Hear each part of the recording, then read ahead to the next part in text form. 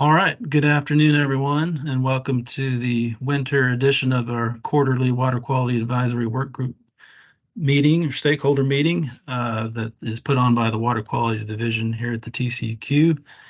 And my name is Greg Easley. I manage the Water Quality Assessment section here in the Water Quality Division, and I will be your moderator for today's meeting.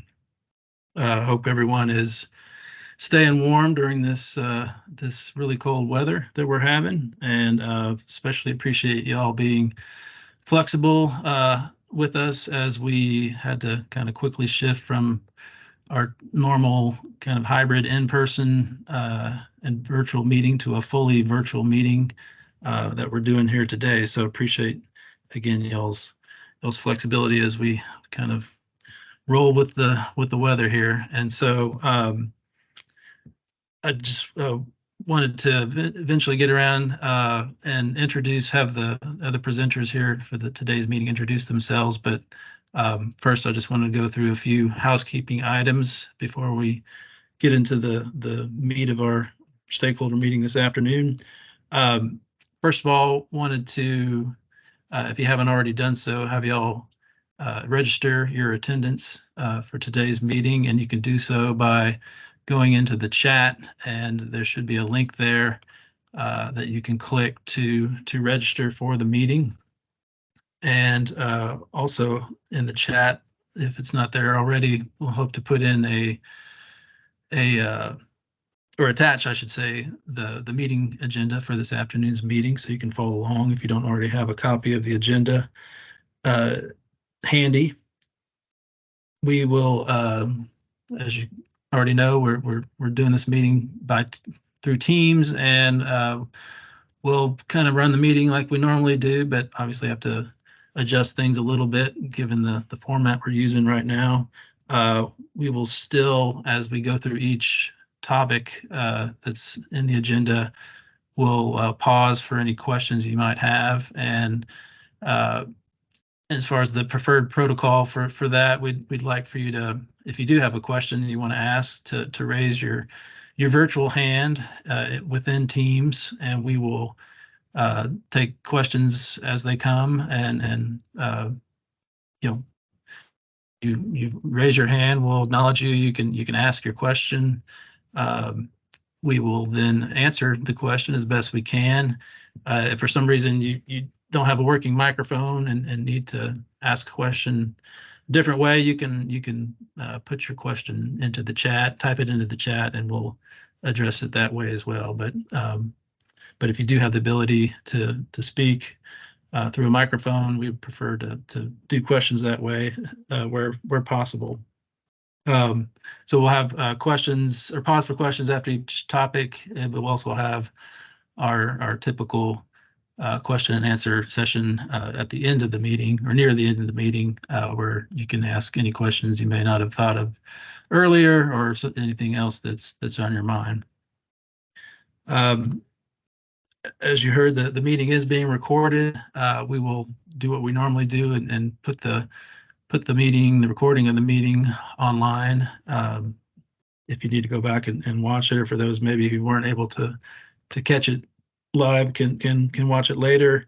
We'll also, like we normally do, provide a summary of the meeting that we will post to the webpage for the Water Quality Advisory work group, and that link, or the link to that webpage, is in the agenda if you don't already have that bookmarked. So with that, I will now just have the presenters for today's meeting go around and introduce themselves real quick, and then we'll get into the actual agenda items. So let me turn it over to Brian and have him introduce himself real quick. Good afternoon, everyone. I'm Brian Sarant. I'm the land application team leader of the Water Quality Division, and I work with both the CAFO and biosolids programs.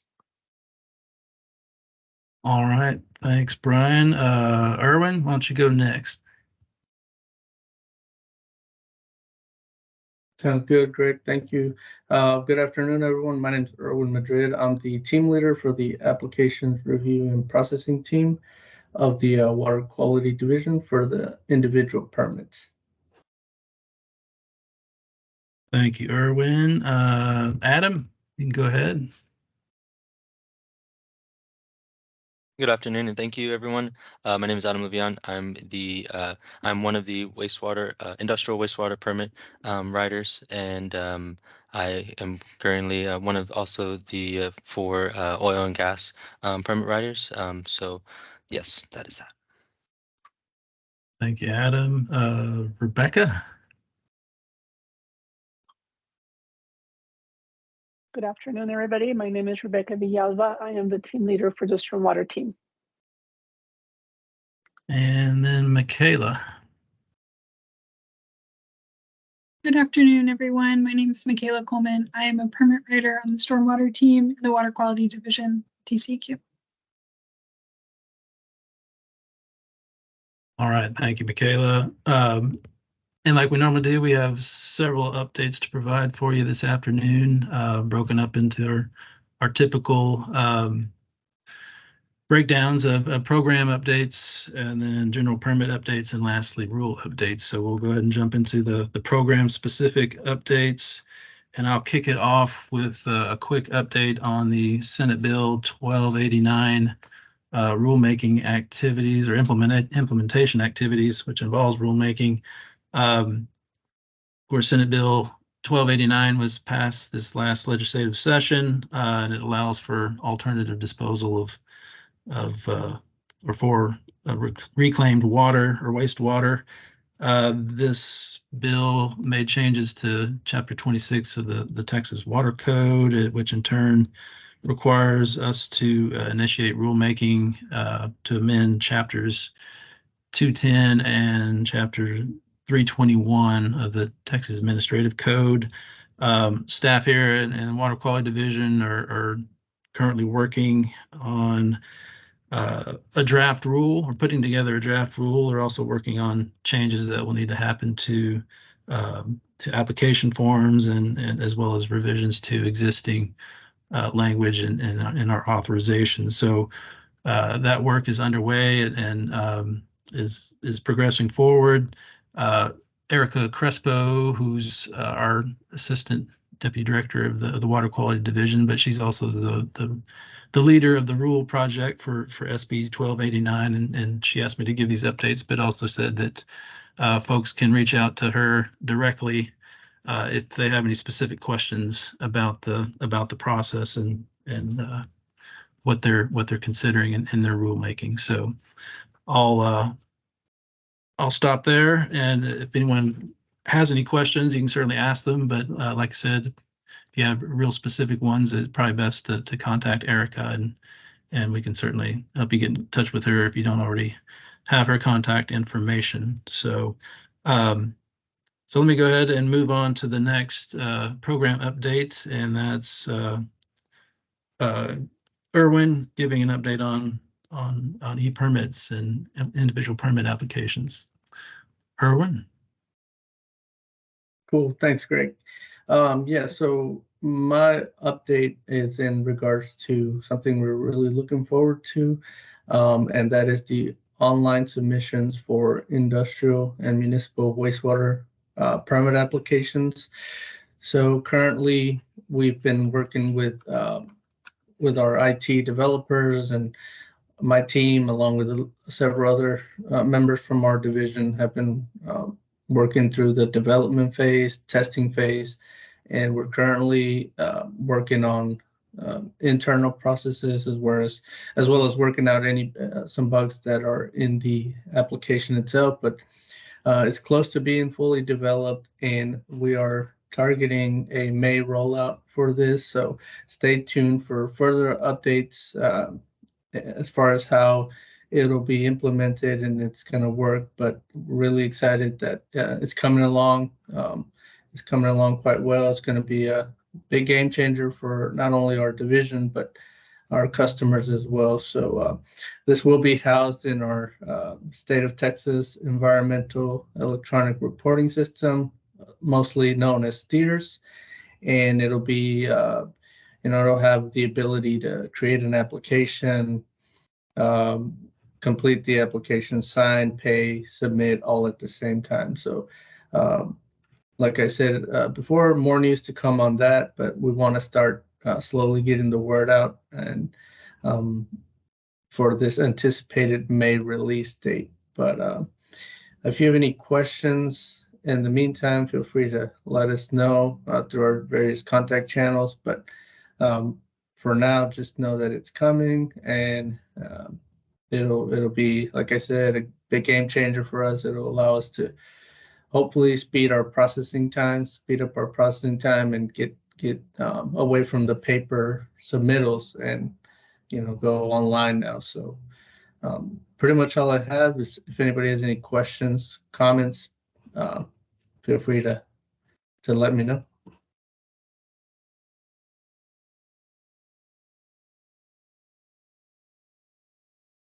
All right. Thank you, Erwin. Not seeing any questions at the moment. All right.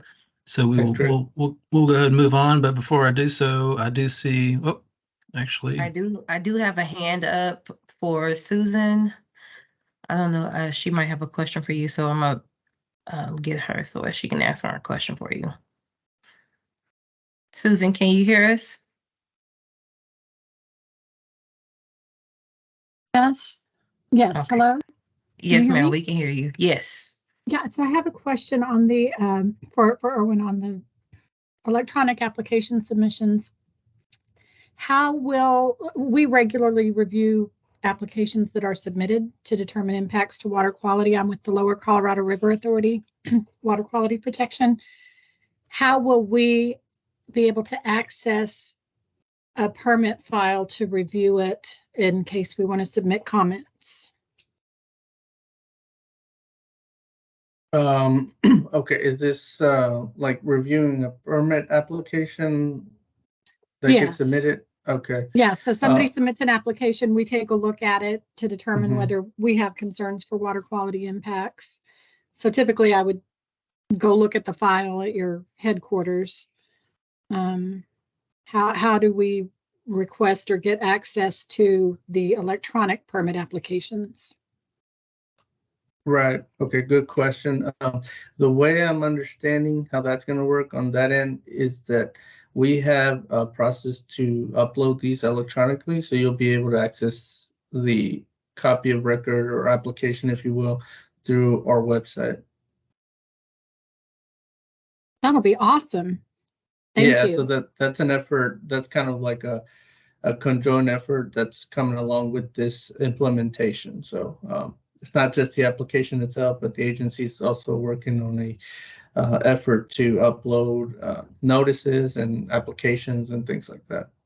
Okay, and so would we be able to see the entirety of like the maps and location information and everything? I believe so. Yeah, I believe that's the intent, to put it all available online. The best news I've heard in ages. Thank you. No problem. And just like I said, we're working through all that as we speak. So, more news to come as the days and weeks go forth.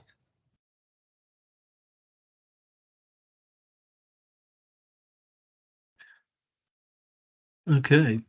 Any other questions for Erwin?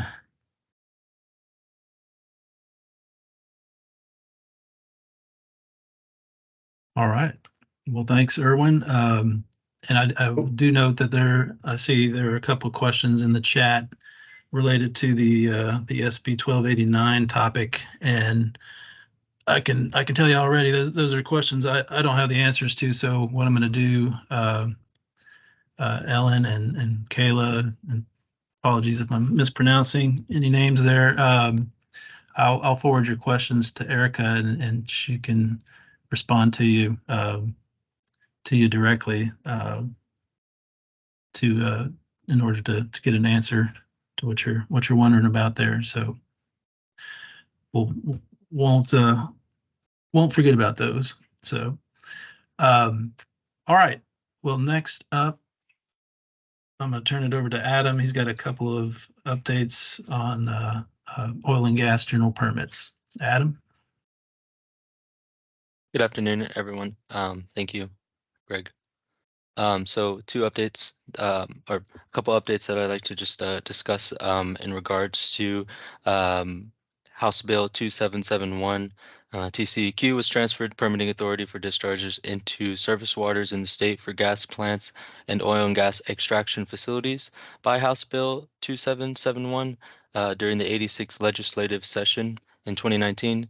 And as of what came out of these of this act, this bill was 2 permits. The one permit, oil and gas extraction general permit TXG 310000, and oil and gas outer continental shelf general permit WQG 280000 went before the commission for approval last week, January 10th, 2024, and are expected to be signed this week.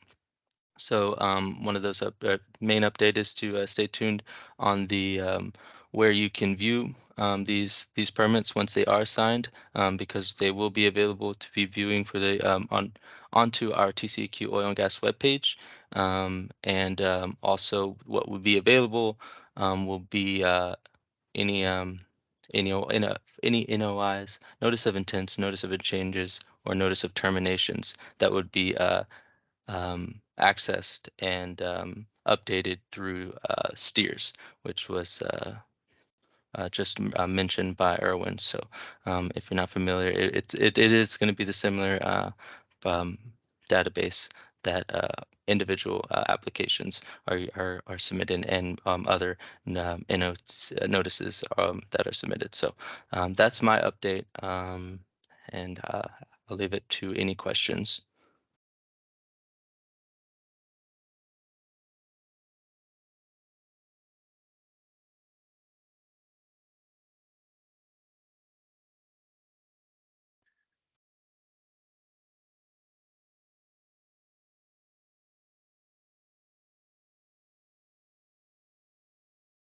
Adam, oh, sorry, Danielle. Adam, there's a question in the chat about whether these were general permits for approval or individual applications. That's a good question. This is for 2 general permits, and yes. Yeah, so this is for just 2 of those general permits, general permit TXG 31000 and TXG 280000. All right. Thank you, Adam. Any other questions for Adam?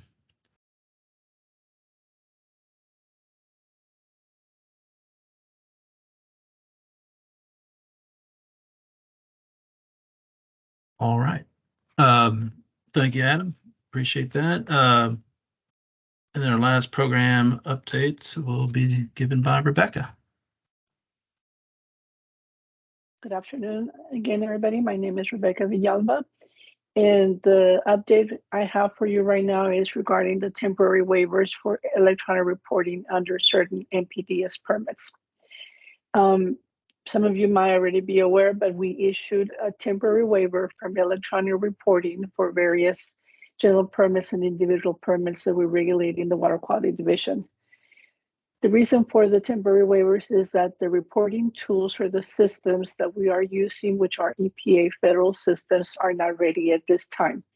Some haven't started being built, some are almost there, and some are in the process of getting built. So because of that, we had to issue these temporary waivers from electronic reporting.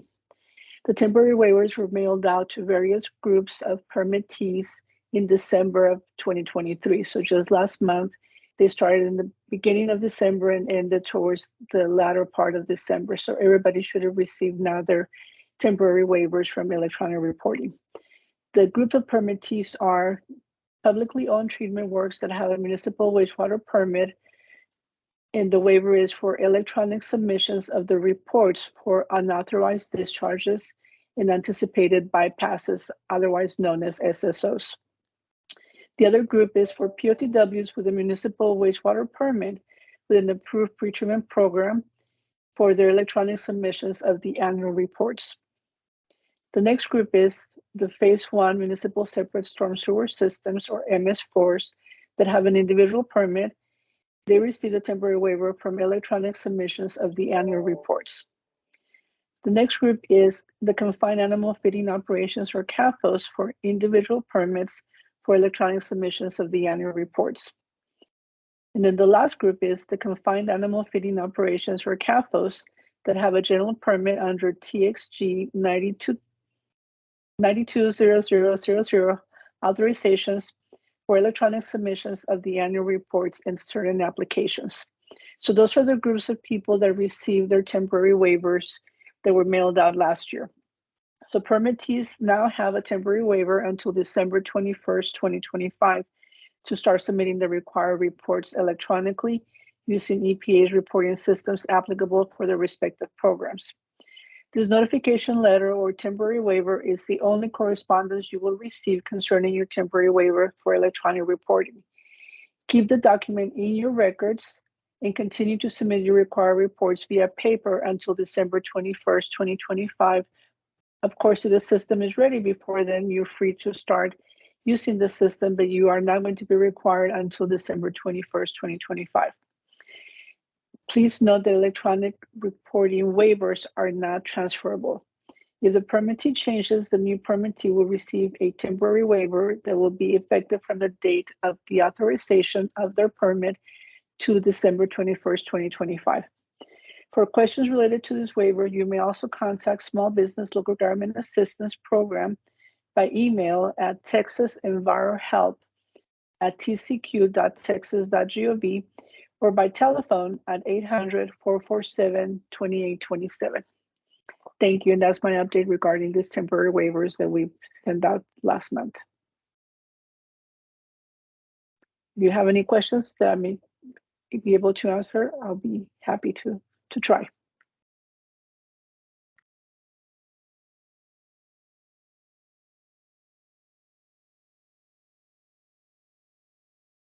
Okay, looks like no questions, so thank you. And I'll pass it on to the next person, Greg. All right, thank you, Rebecca. Before I move on to additional general permit updates, I did want to circle back. I saw Erwin that Susan had another question in the chat as far as the water quality permit applications, and specifically she's asking, will there be an option to receive NORIs and NAPTIs electronically instead of mailed paper notices? I don't know if that's something you would be able to answer, Erwin, or not. Hey, Greg. I don't know off cuff. I'd have to get back. Susan, let me ask, find out, and we'll can certainly reach back out to you. All right, thanks, Erwin. And yeah, we'll disseminate the response to that broadly to the rest of the group as well in our meeting summary. Okay, well then with that, let me go ahead and get on with the other general permit updates, and Brian will start off with an update on the CAFO general permit. Yes, this is for the concentrated animal feeding operation, or CAFO general permit TXG 920000, which authorizes the discharge of manure, litter, and wastewater into or adjacent to the water of the state from CAFOs. The current permit expires on July 20th, 2024, and we're proposing to renew. The primary change to the GP, or general permit, that's being proposed is the addition of requirements associated with the use of an anaerobic digester at a CAFO site. These are the same requirements that are currently included in an individual permit for a CAFO utilizing a digester in their operation. Little brief history: we had a 2-week informal comment period. Comments received were considered but not responded through a formal response to comments document. We received 3 timely comment letters, and changes were made to the draft permit as a result of these comments from the Texas Poultry Federation. And this is revising the definition of a design rainfall event to reference NOAA, NOAA, which will allow the use of rainfall data from NOAA in the engineering design of CAFO facilities, and to reference the cattle, which are removed from digester requirements since the GP regulates other species of livestock and poultry. Other comments received could not be accommodated because they were required change provisions of the GP that are based on CAFO rules. The EPA did not have any comments during its 90-day review period. And some current updates here, future and pretty much current updates, being that the notice will be published on February 19th in the Texas Register. That's this Friday. And statewide in the Houston Chronicle, and also in local dairy operated areas in the Stephenville Empire Tribune, the Amarillo Globe News, and the Lubbock Avalanche Journal. This notice will provide for the normal 30-day formal comment period. We'll have a public meeting on February 20th, and this public meeting will actually be in Building F, second floor, room 2210, instead of the commission agenda room as normal. This public meeting will also be the last day to submit formal comments. After the close of the formal comment period, we'll review the comments and make any necessary changes to the draft GP and develop the response to comments. And lastly, we plan to take the final proposed GP before the commission for adoption in June of 2024. And that's all I have for that. And yeah, I'm open for any questions that you may have. Thanks, Brian. I think one clarification I wanted to make was that the comment period and the Texas Register publication date is January 19th, right? This Friday. Yeah, it's January 19th. And it'll go through February 20th, which will be the date of the public meeting. So, okay. Just wanted to make sure. Since the holiday will be on the 19th of February. All right. Any questions for Brian?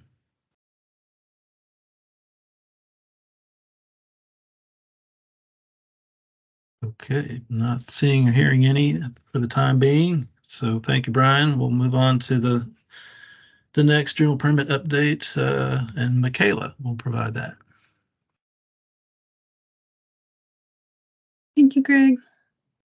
Okay, so I will give updates on the small phase 2 MS4 general permit for the TXR 040,000, specifically updates on that 2024 renewal. This general permit regulates stormwater discharges from small or phase 2 municipal separate storm sewer systems, also called MS4s. And the general permit is set to expire on January 24, 2024. And I'll give a little bit of background on the renewal process up to now, just in case somebody might be tuning in for the first time and isn't familiar with this project. The renewal process started in May of 2022, and a stakeholder meeting was held in September of 2022. We received EPA approval of the draft general permit in June of 2023. Shortly after that, EPA finalized a federal rule called the NIPD's Small MS4 Urban Area Classification Rule, which became effective in July of 2023. And this rule replaced the term urbanized area in our phase 2 regulations with the phrase urban areas with a population of 50,000 or more. And so you'll see in the proposed 2024 renewal of this general permit that there are some changes related to that language change in the federal rules. And it's all kind of related to the U.S. Census Bureau's decision to discontinue the use of that term urbanized area in the 2020 census and future censuses. That final rule is available on the EPA website, and we'll make sure that the meeting notes for today include a link in case you're interested in reading about that. EPA has also provided some interactive maps with all of the 2020 urban areas, as well as a table of the 2020 urban areas with their populations. And again, that's all on the EPA web pages, and we'll include a link to that in the meeting notes for today. If you're interested in seeing more information about the 2020 urban areas for that proposed general permit in 2024, we also created a new web page on our TCEQ pages about the urban areas in Texas and the phase 2 MS4 general permit. And again, we'll have a link to that webpage included in the meeting notes so you can take a look at it. So with some of those changes incorporated into our proposed general permit, we published the proposed general permit and fact sheet in the Texas Register and Houston Chronicle on August 25th and August 18th of 2023, respectively, which meant that our public comment period on the proposed general permit closed on September 25th of 2023, and a public meeting was held on September 18th of 2023. So that proposed general permit and fact sheet are available on our TCEQ web pages. And some of the major changes in this proposed general permit are a move from the two-step permit to a comprehensive general permit, meaning that the master general permit itself includes more prescriptive requirements that MS4 operators are expected to implement, and therefore it removes the need for those MS4 operators to submit individual stormwater management programs for review and approval by TCEQ, and it also takes away that public notice requirement for individual stormwater management programs. The proposed permit language for best management practices as well as measurable goals are all defined more in that proposed general permit, as well as including the implementation of electronic reporting for applications and annual reports. So under this proposed general permit, TCEQ is planning to use EPA's NET MS4 system. And this will allow our MS4 operators to submit their annual reports under the NET MS4 system, as well as the actual applications for this general permit.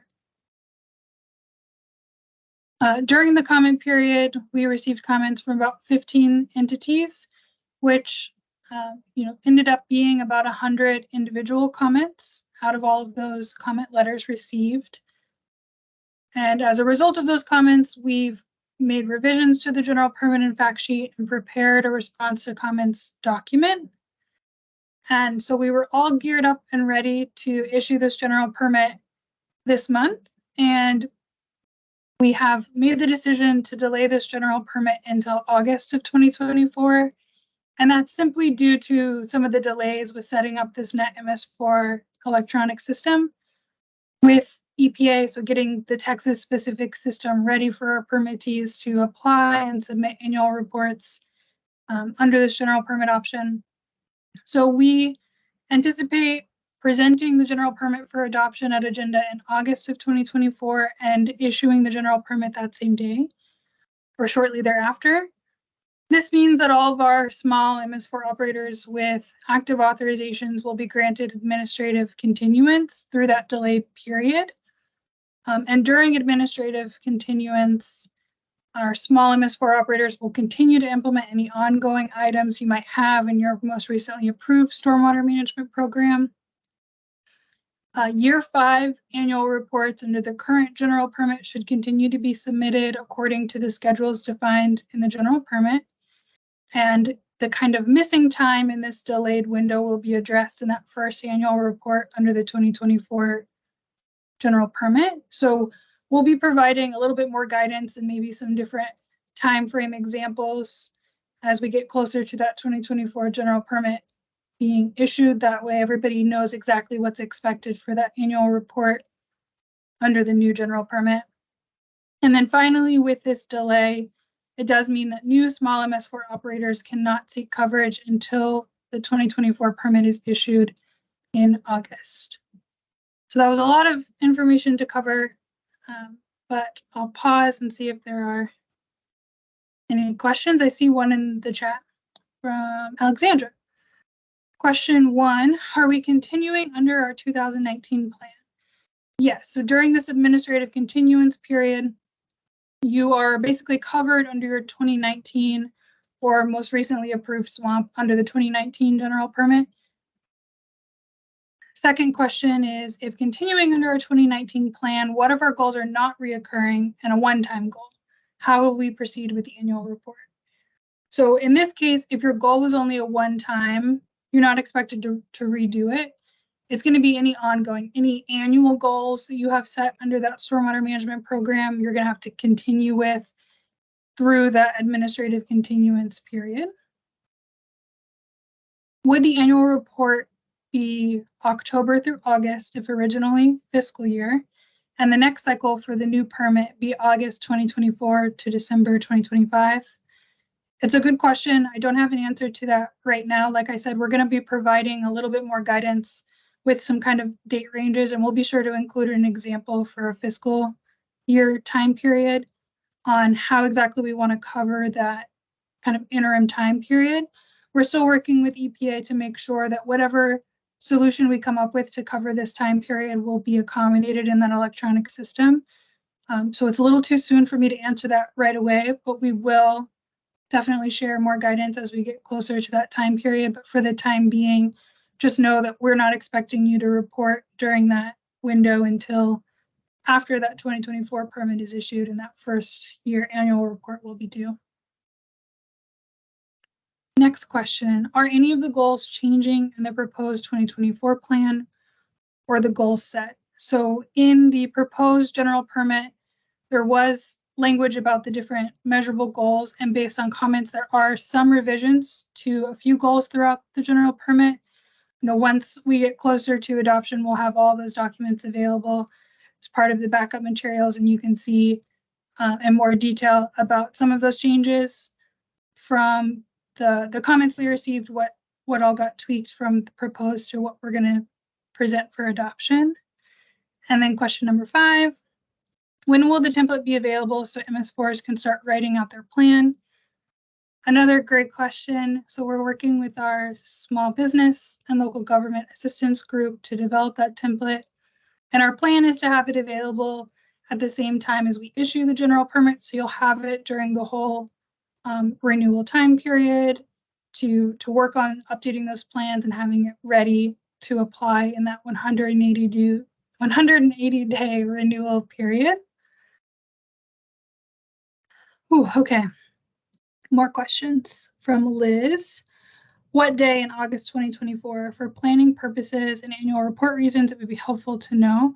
I don't have an exact date for you right now, but I believe based on the timeline, it might be mid-August. So like the 2nd or 3rd agenda date in August. But when we get closer, if we have an exact date, we'll be sure to share that. Okay, I don't see any others. Are there any hands up?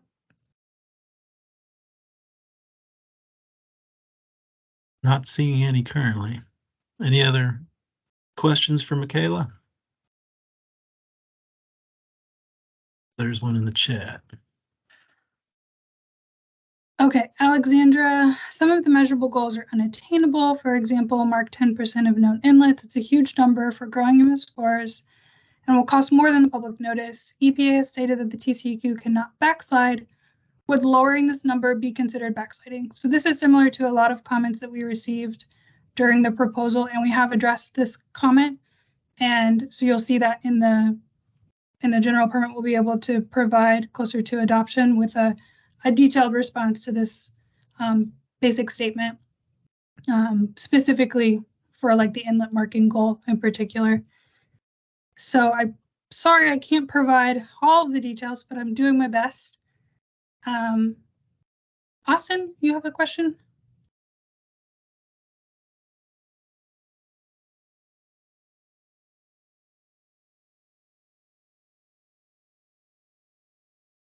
See, Danielle, are you able to unmute Austin? Yeah, I unmuted him. Austin, Can you hear us?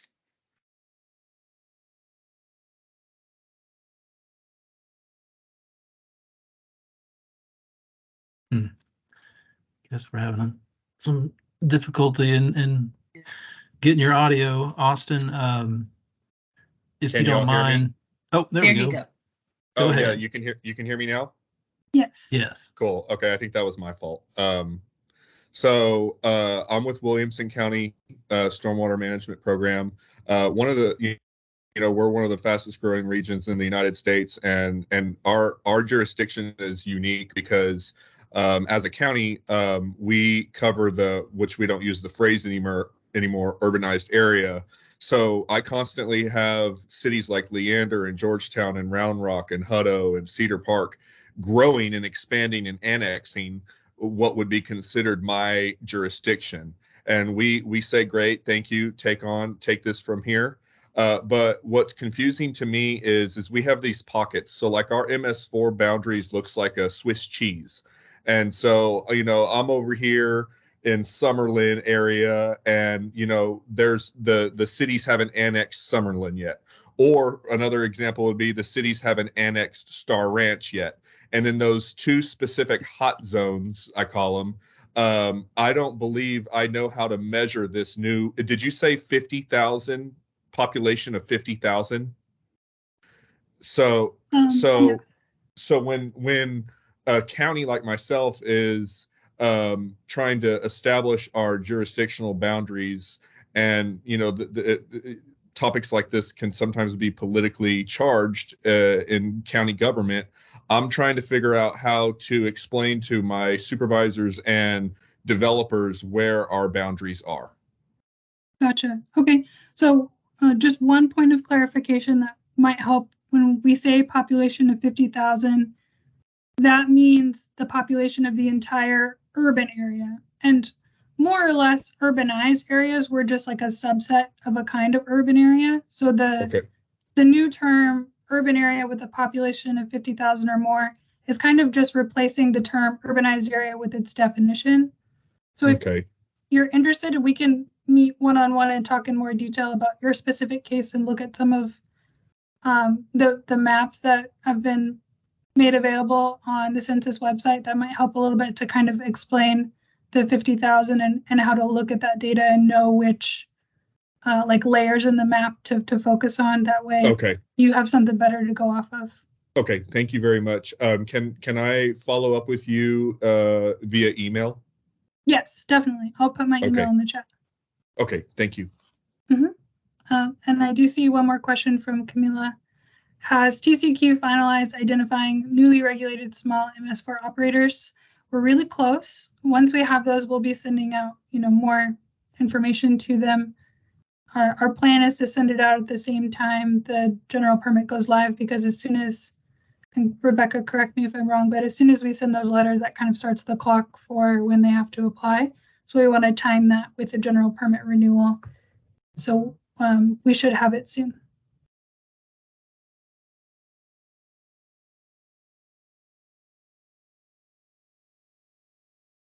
Okay, I'm not seeing any more, so I'll pass it back to Greg, but if more come in later, I'll be around to answer at the end. All right, thanks so much, Michaela. Next and final general permit update will be given by Rebecca on the multi-sector general permit. Okay. So I'm going to give you an update on the multi-sector general permit TXR 050000 amendment. So we are starting the amendment for this general permit. This general permit regulates stormwater discharges from industrial activities. The existing permit expires on August 14 of 2026. Please note that this amendment is not going to affect those regulated entities. It's not a renewal, so we have to wait for the renewal later on. This is just an amendment for a couple of items. So currently, the permit excludes stormwater runoff from industrial activities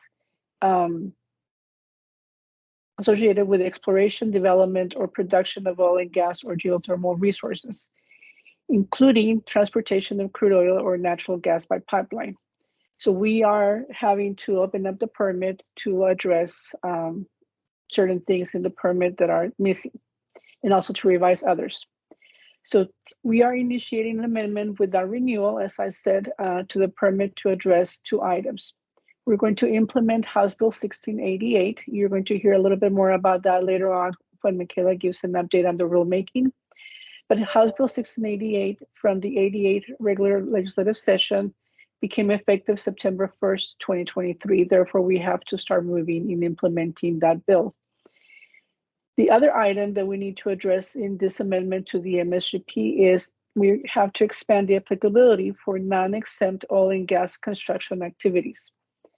The revision is in response to the transfer of state and federal regulatory authority to TCEQ for discharges associated with crude oil, natural gas exploration, development, and production facilities. Please note that this permit amendment will not have any impact, as I said, on the existing permittees. The expiration date will not change. The permittees will continue to operate under the terms and conditions of the TCEQ's 2021 MSGP. The purpose of the amendment is to prohibit quarries located in the new Coke-Stevenson Scenic Riverway from obtaining stormwater coverage under the MSGP.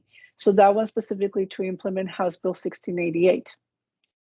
The other purpose of the amendment is to include in the general permit the applicability for non-exempt stormwater discharges from industrial activities associated with crude oil and natural gas exploration, development, and production, and to replace EPA's issued NPDES multi-sector general permit TXR 05 FS in Frank 000, effective September 29, 2021, and expires February 28, 2026. So we need to amend our general permit before EPA's general permit expires. Right now, entities can go to EPA's permit to apply for coverage. So the proposed changes that we have so far will include to revise the limitations on permit coverage to include that quarries located in the new Coke-Stevenson Scenic Riverway are not authorized the discharge of stormwater runoff described in the state statute under Texas Water Code section 26.553. So again, this is specific to the House Bill 1688 implementation. So regarding the oil and gas delegated authority, we are going to expand the applicability of the general permit to include non-exempt stormwater discharges from industrial activities associated with crude oil and natural gas exploration, development, and production. Operators with active authorizations under the existing general permit that was effective August 14 of 2021 will not be required to submit a new or a renewal NOIs and are authorized to continue to discharge under the terms and conditions of the existing general permit. Operators authorized under the EPA-issued NPDES multi-sector general permit will be required to obtain authorization under TCEQ's amended general permit within 90 days of the effective date of the amended general permit when we issue it. TCEQ anticipates issuing this permit amendment without renewal prior to the expiration of EPA's issued NPDES MSGP February 2026. So stay tuned. We'll be giving you more updates in the next quarterly meetings regarding when we expect this permit to be issued and be moving to proposal. So the next item that right now we're preparing the permit to go to EPA for their review. If you want to know a little bit more about exempt oil and gas activities, EPA has a great website that lists what is an exempt activity and what is a non-exempt activity. So in the meeting minutes, you will have the link to that EPA website for you to read more about that. So thank you. I'm available for questions right now.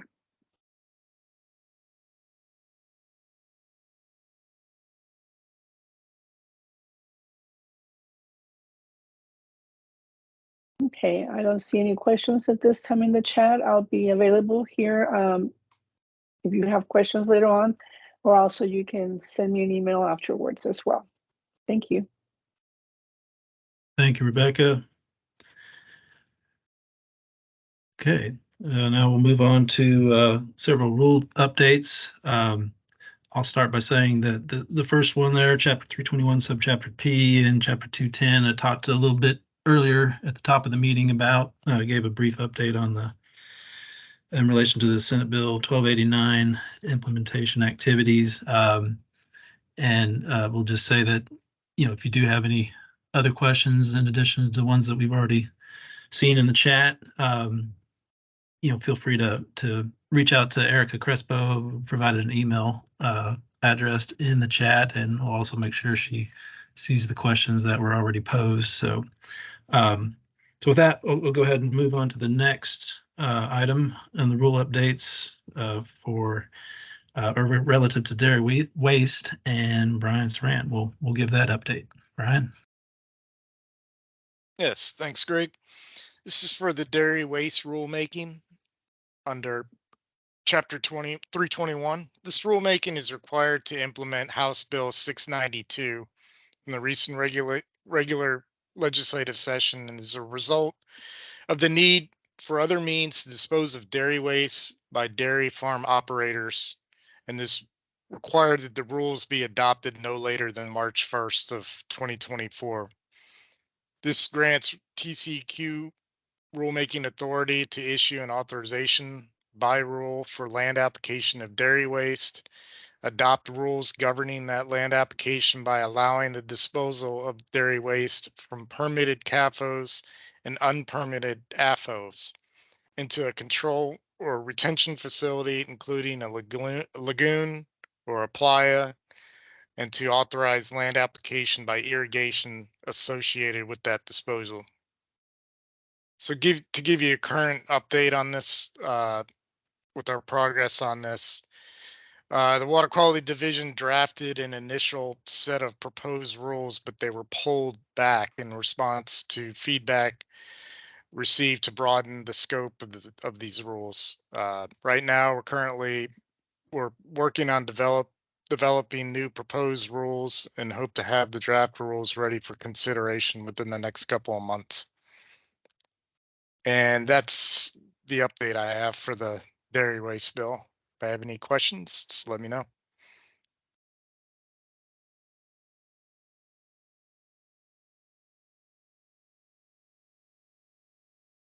All right, thank you, Brian. Don't see any questions currently, so we'll move to the next topic. But if you do think of anything, be sure to let us know in the QA session later by raising your hand or submitting something in the chat. Our next topic, or last rule update topic, I should say, will be given by Michaela. Thank you, Greg. Okay, so I'm going to share some updates on our rulemaking for Title 30, Texas Administrative Code, Chapter 311, Subchapter H. So we've started the rulemaking process to amend 30 Check Chapter 11, Subchapter H, to implement House Bill 1688 from that 88th regular legislative session, which became effective on September 1st of 2023. And it's the same bill that Rebecca alluded to before in the MSGP amendment. So this bill amended the Texas Water Code, specifically Chapter 26, Subchapter M, for water quality protection areas by expanding the pilot program that was originally established for quarries in the John Graves Scenic Riverway to now include the Coke-Stevenson Scenic Riverway. And the Coke-Stevenson Scenic Riverway is defined as the South Llano River in South Llano River and its contributing watershed in Kimball County, located upstream of the river's confluence in the North Llano River at the city of Junction. The bill establishes the same requirements for quarries in this Coke-Stevenson Scenic Riverway that exist for quarries in the John Graves Scenic Riverway, which requires permitting either under an individual permit or a general permit based on that quarry's proximity to the river, financial responsibility, inspections, sampling, cost recovery, and enforcement programs. The bill also extended that pilot program by 2 years. So rather than expire on September 1st of 2025, it would expire on September 1st of 2027. So we prepared this rulemaking to implement the House bill in Chapter 311, and on January 10th of 2024, so just last week, the Commission granted approval for the publication of this proposed rule and a public hearing in the Texas Register. So we're tentatively scheduled to include this public notice in the January 26th issue of the Texas Register. For more information on this particular rulemaking, you'll see it in the TCEQ's proposed rule webpage, all of those backup materials and documents associated with the rulemaking. The public hearing on this proposed rule is tentatively scheduled for February 26, 2024 in Austin, Texas. Due to some remodeling in the agenda room, rather than holding it there, it will be held at our Park 35 campus at 9:30 a.m. in Building F, Conference Room 2210, which is located at 12100 Park 35 Circle in Austin, Texas. If you'd like to watch the meeting virtually without providing any oral comments, we do have a Microsoft Teams virtual meeting link set up for this. It's a really long link, so I won't read it off now, but we'll include it in the meeting notes and you'll be able to see the link for that meeting also in some of the backup materials for this rulemaking.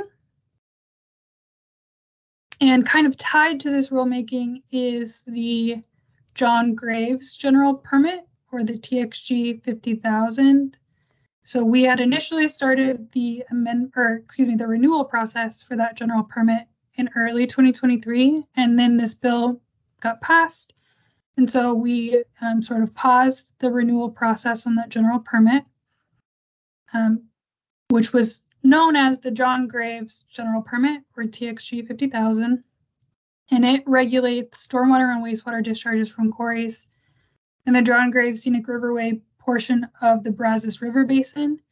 And it is set to expire on March 29th of 2024. So with this kind of delay in the renewal process so that we can implement this House bill in that general permit, we will also be changing the name of the general permit to just be the Quarries General Permit. That way it can be used for both of these scenic riverways. And because this rulemaking will not be completed prior to March 29th, when the general permit is set to expire, we did publish in the December 29, 2023 Texas Register a notice of our intent to renew the general permit, which establishes administrative continuance of the general permit itself and the existing authorizations under that general permit until the rulemaking is complete and this general permit is then later issued with all those new House Bill 1688 related items. So we anticipate that we'll have this general permit, now called the Quarries General Permit, ready to send to EPA for their review this spring, and moving on along toward that issuance process not very long after the rule itself becomes final. And that is all I have on that rulemaking. Are there any questions? The date for the publication, sorry, I just saw in the chat that there was a question. Can you provide the date one more time? I said a lot of dates, so I'm going to repeat some of the more important ones. Hopefully that's what you were after. The publication of the proposed rule and notice about the public hearing will hopefully go in this January 26th issue of the Texas Register, and that will establish the 30-day comment period. And then the public hearing will be on February 26th of 2024 at 9:30 a.m. And we'll have information in the meeting notes about the physical location as well as the virtual link for you to attend that if you're interested. Any other questions right now? Okay, seeing none, I'll pass it back to you, Greg. Okay, thank you, Michaela. And then that brings us to our final question and answer session. And I guess while you're thinking of anything you might want to ask or typing something into the chat, I did want to remind y'all to, if you haven't done so already, to please register your attendance at this meeting. You can use the link that was provided in the chat near the very top of the chat box. That you can click on that link and go through the steps to register your attendance, and to do so, we greatly appreciate that. But again, we've reached a point where we take a final questions from those of you who are participating. So either please raise your hand or you can type something in the chat and we'll try to respond to it. So I'll give you a couple moments to do that and see if anyone has any questions.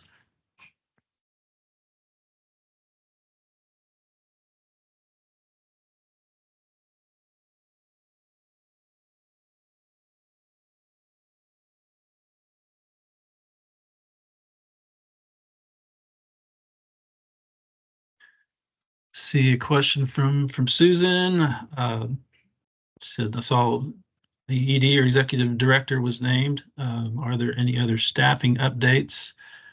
Trying to think off the top of my head. Of course, Kelly Keel was named the permanent executive director, and I believe she's keeping as far as the certain staff on Stephen Shar, deputy executive director, and there's some others that I'm probably not remembering, but Susan, I can certainly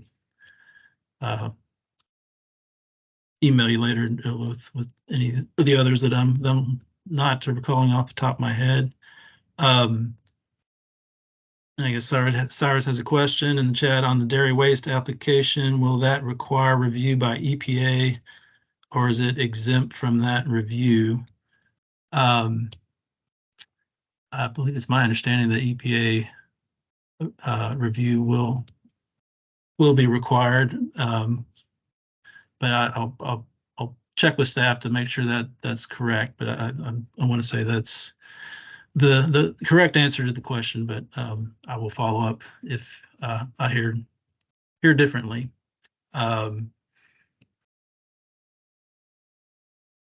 Any other questions?